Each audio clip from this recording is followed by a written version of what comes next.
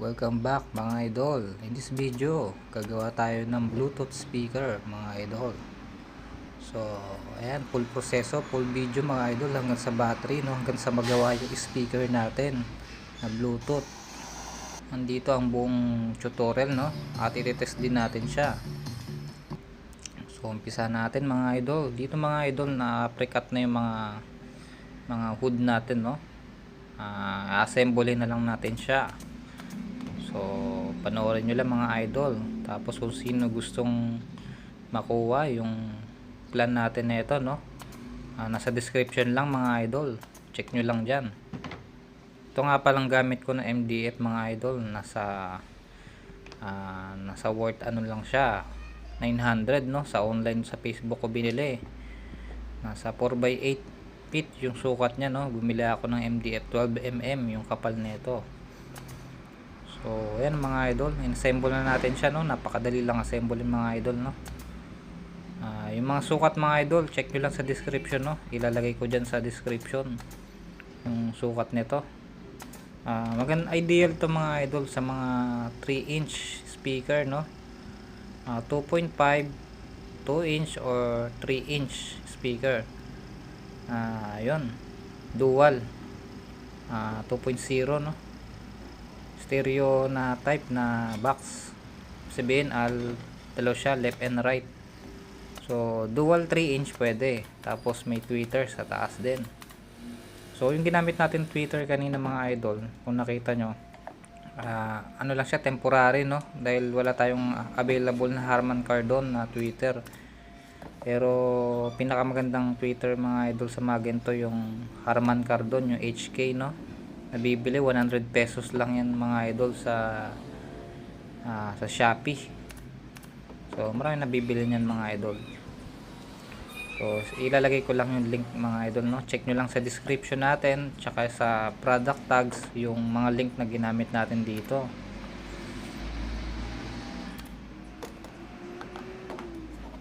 So napakadali lang mga assemble mga idol, basta kompleto na yung precut natin, no? At nakakat ng tamang sukat. So yan, in-applyan lang natin yung mga idol ng wood glue. Tapos nail gun, okay na yun, matibay na yan mga idol. Wood glue pa lang mga idol, kahit walang ano yan, pako-pako yan, ay matibay na yan. Pero dahil nagmamadali tayo, tinira na rin natin siya ng brad nail. So yan, dinivide na natin siya mga idol, no? Dito tag-isang butas to. Ang butas ko to, available kong speaker kasi mga idol yung 2.5, no? 2.5 inch. Yun. Sinukat natin dalawa. Butasan natin siya. So ang butas natin dito mga idol ay 2.75, no? Dahil yung hooper niya, substandard kasi yung full range nito, yung speaker natin. Ibig sabihin substandard mga idol, 3 inch siya pero 2.5 yung butas na kailangan, no? Pero ang ano ko kasi dito sa speaker na to, 2.5 inch yung ano niya, yung pinaka hooper niya. So ayan, lapit na tayo matapos mga idol. Konting ano na lang to, no? Ayan, ginamitan natin siya ng router. Tinarim natin siyang gilid para hindi nakatusok yung gilid mga idol.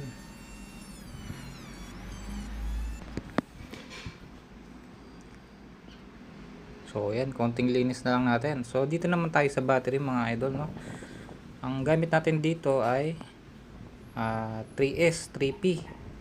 Ibig sabihin mga idol, 3 series, no? Tapos 3 parallel. Ayan mga idol, i-search nyo lang yan sa Google, no, kung paano gumawa ng 3S, 3P. So 12 volts to. Dahil 18650 yung battery natin na available, no? So andyan lang sa description mga idol yung link nito kung saan nakakabili. Bali yan mga idol, oh. Yun, pinagduktong-duktong natin siya, no? Para maging 12 volts. So tuturo ko sa inyo yan mga idol mamaya-maya, no? Kung paano siya naging 12 volts.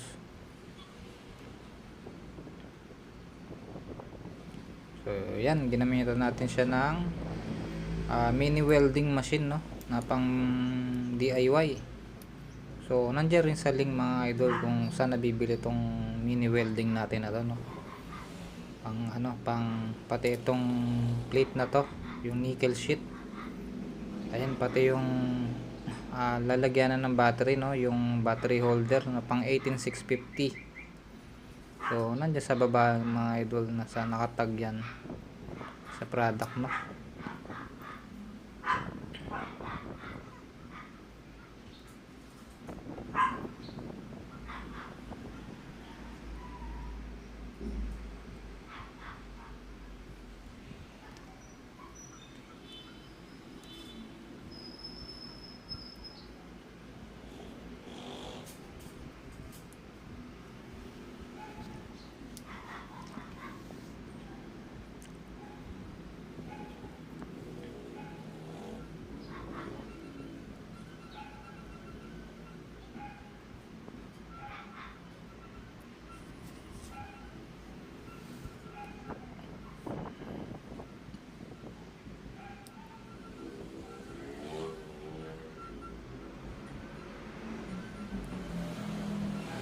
So yan na, last na to mga idol, oh. Pang 12 volts na, no.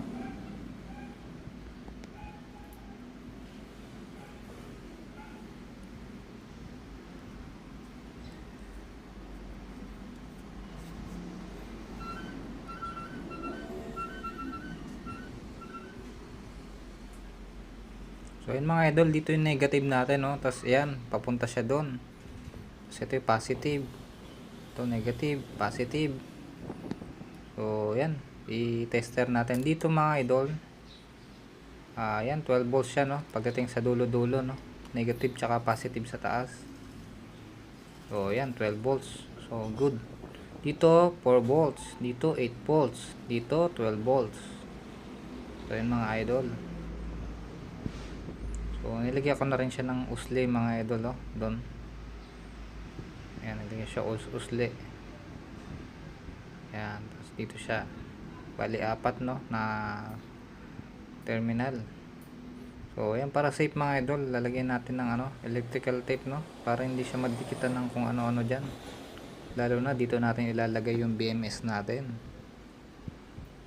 So kailangan safety first tayo dito dahil sensitive to mga idol, no. Dahil battery to mga idol, umuusok-usok to at pwede pa makapag ng sunog, no, pag hindi kayo maingat. So kailangan pag-aralan mo na mabuti kung paano gumawa ng 3S 3P. So marami naman dyang mga idol, no, kung makakuha kayo ng tutorial na na hindi kaya mga diagram, no. So pwede rin dito mga idol, no, kung makukuha nyo yan, madali lang naman yan mga idol.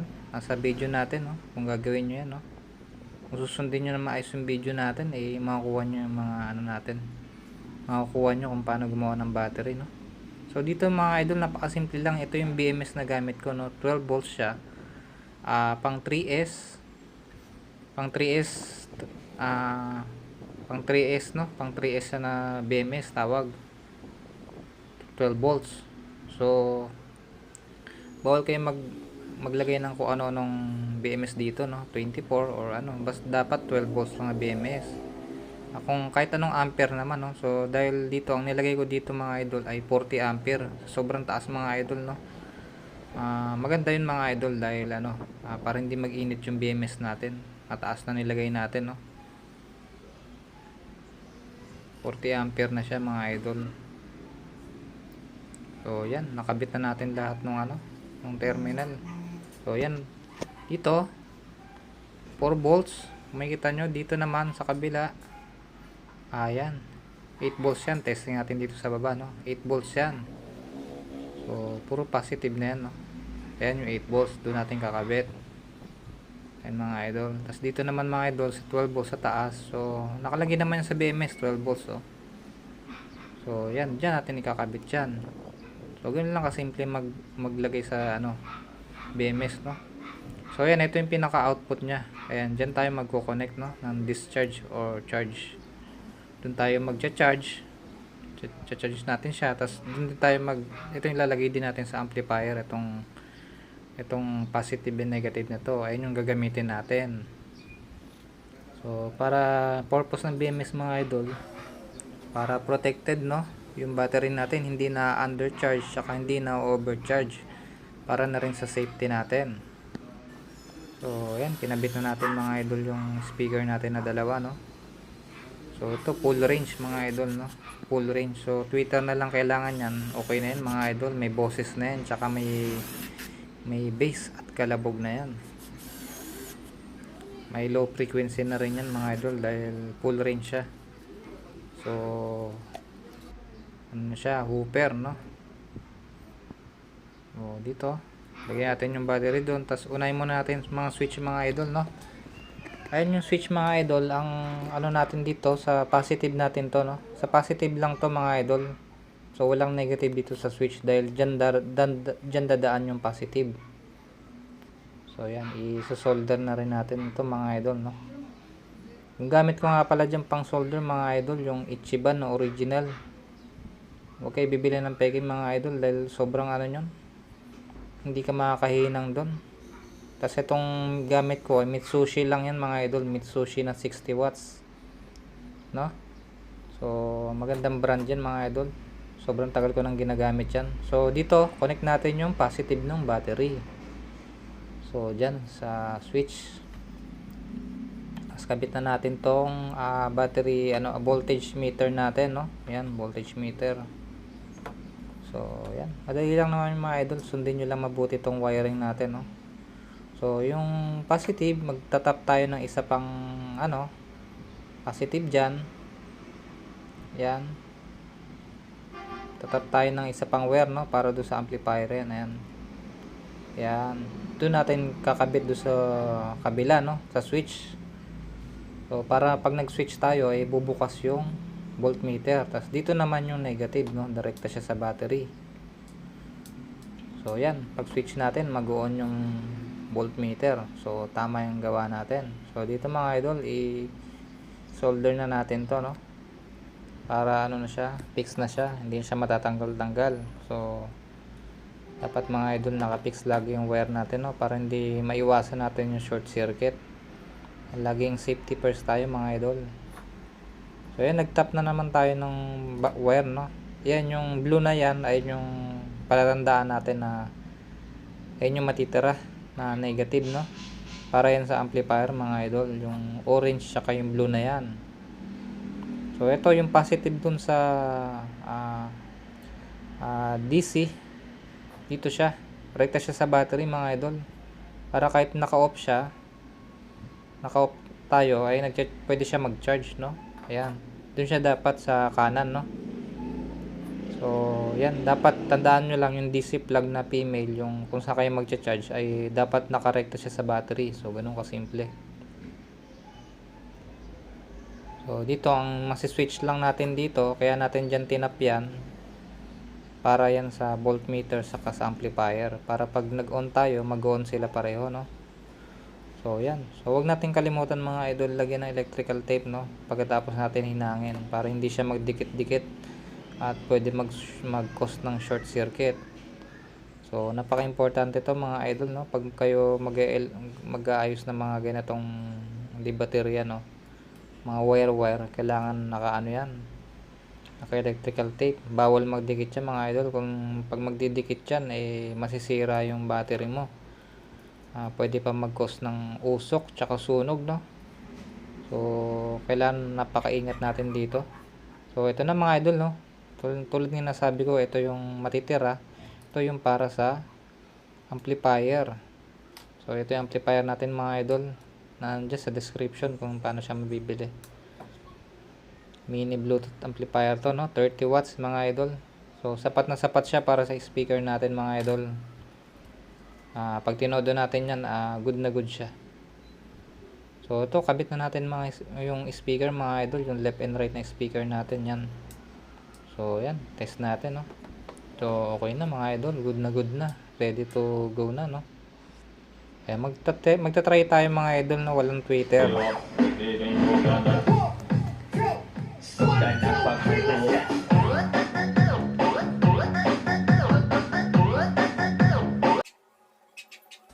So ipa-finalize na natin mga idol, no. Didikitan natin siya isa-isa ng glue stick. So kailangan niya mga idol, no, para hindi alog-alog yung battery natin, yung amplifier. Tapos kailangan selyado lahat ng mga pinagkakasa natin yan, no, lalo na dito sa switch pati sa voltmeter. Yung mga butas-butas yan, no. So kailangan ano yan, walang butas mga idol para maganda yung sounds natin. So dito mga idol, ito yung tweeter, no, temporary na ilalagay ko muna to. Ito kasi sobra ko lang to, no. So yan, 1 microfarad yung in-install ko dyan para very limited lang yung power nya, no. So pinamaganda mga idol yung HK, no. Ayan, nasa description nya mga idol yung HK kung saan nabibili. So hindi pa kasi dumadating mga idol, kaya ito muna yung temporary na ikinasa ko. Maganda naman siya mga idol, no, pero iba pa rin kasi talaga pag HK yung ano, tweeter. So yan, final test.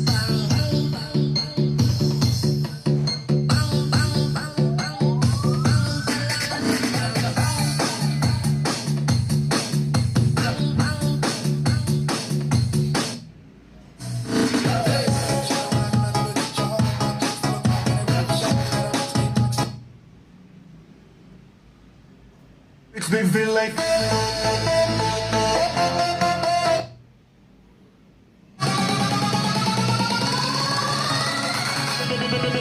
Zumba. Bang.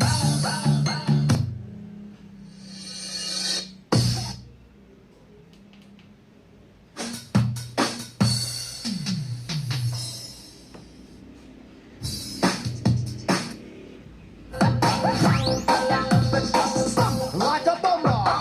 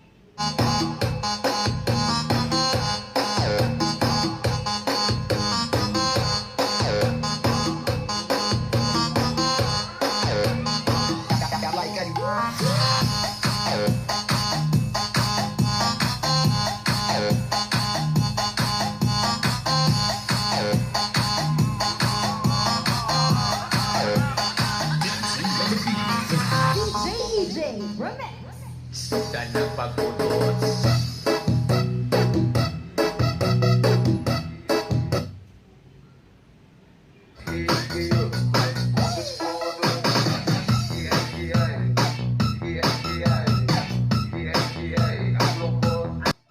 So yun, hanggang dito na lang mga idol. So pag kung nagustuhan niyo yung video na to mga idol, please don't forget to like and subscribe mga idol, no. So hanggang sa susunod na video mga idol, maraming salamat.